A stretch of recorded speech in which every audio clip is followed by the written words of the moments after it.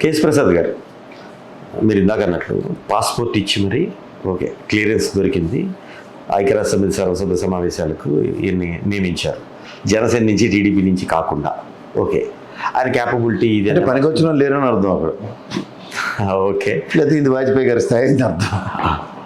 రెండు నరేంద్ర మోడీ రాజీవ్ గాంధీ ఇలాంటి అనుకోవాలి.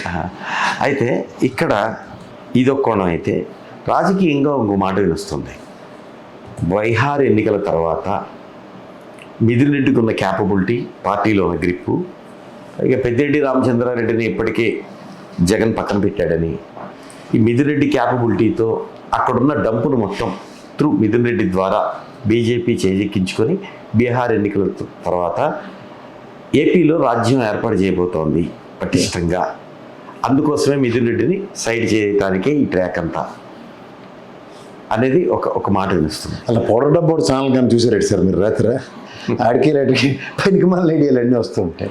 సార్ మీకు మాట చెప్తాను, పెద్దిరెడ్డి గారు రాజశేఖర రెడ్డి గారితో నువ్వా నాన్న నేనా అనే ఢీ కొట్టినంత రాజకీయ నేపథ్యం అది. ఎవడైనా పెద్దిరెడ్డి గారి రాజకీయం గురించి ఎవడైనా తెలిసినోడు అంటే రాజశేఖర రెడ్డి గారిని ఎదుర్కోలేని చంద్రబాబు నాయుడు గారి నిస్సాయతకి ఈజ్ ఎ ప్లాంటెడ్ పొలిటికల్ ఏరాలో చిత్తూరు రాజకీయానికి పునాదులు బాటా క్రియేట్ చేసిన వ్యక్తి చంద్రబాబు నాయుడు. అది పెద్దిరెడ్డి గారి రూపంలో. ఎవరితోనైనా నేను చిటికలేసి ఆర్గ్యూ చేయగలను ఆ విషయంలో. ఎవరి గురించి? రాజశేఖర రెడ్డి గారు అనే వ్యక్తిని నిలువరించలేక ఎదిరించలేక ఒక ప్లాంటెడ్ అంటే పక్కలో బల్లెంలా పెట్టేనంత నేపథ్యం.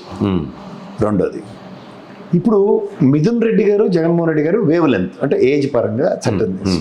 సో వీళ్ళిద్దరితో ఎలా అయినంత పెద్దిరెడ్డి గారితో జగన్మోహన్ రెడ్డి గారు ఎలా అవ్వగలరా అన్న దగ్గర ఎవరైనా చెప్పాలి.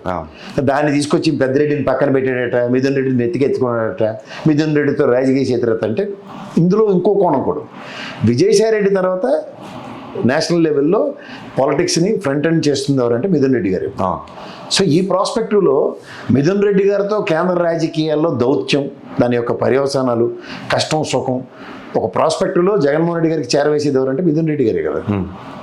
సో ఈ కోణంలో వదిలేసి మీరు ఏవో పనికిమాల పౌడర్ డబ్బోడు ఛానల్ తీసుకొచ్చి మాకు పులియర్ కలపమంటే ఎవరితో కలపలేరు.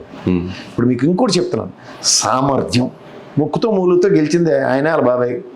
11 ఉదాహరణకి గెలిచిన 11 స్థానాల్లో ఈయన ఎంపీగా అట్లీస్ట్ చిత్తూరు అంతా ప్రామినెంట్లో డామినేట్ చేస్తే ఈయన గురుమూర్తి గారు కలిపి మొత్తం మరతెట్టారు అనుకోండి. మీరు అన్నట్టు మేబీ ఏమో హైపోతికల్గా ఇతనికి ఎంత సామర్థ్యం ఉంది చిత్తూరు అంతా, లేదా రాయలసీమలో ఉంది. వీళ్ళకే బిక్కులు ఆడుకుని గెలిచారు మొన్న. అంటే గాలిలో కదా టీడీపీ వేవ్ ఉందని కదా. నేను మళ్ళీ చెప్తుంది అదే, గాలి ఉందో గాలి లేదో నాకు అర్థం కాదు. వెనకాతలో ఒక నాయకుడికి ఎప్పుడైనా సరే ఎలిజిబిలిటీస్ అండ్ క్యాపబిలిటీస్ ఎప్పుడైనా సరే టీం. ఇప్పుడు రేవంత్ రెడ్డి గారు తెలంగాణలో, ఇప్పుడు ఆయనకి తప్ప ఇంకోటి ఎవరికి గ్రూప్ లేదు. ఎందుకు గ్రూప్ లేదంటే ఎవరి దగ్గర పట్టుమని 10 మంది లేరు, లీడ్స్ కొడితే అన్నదమ్ములు ఇద్దరు కూడా కొట్టేసేస్తుంటారు. ఏమన్నా కోమటి రెడ్డి బ్రదర్స్ ఎడ్డు అనుకునే అప్పుడు ఎవరికి పని అవుతుంది?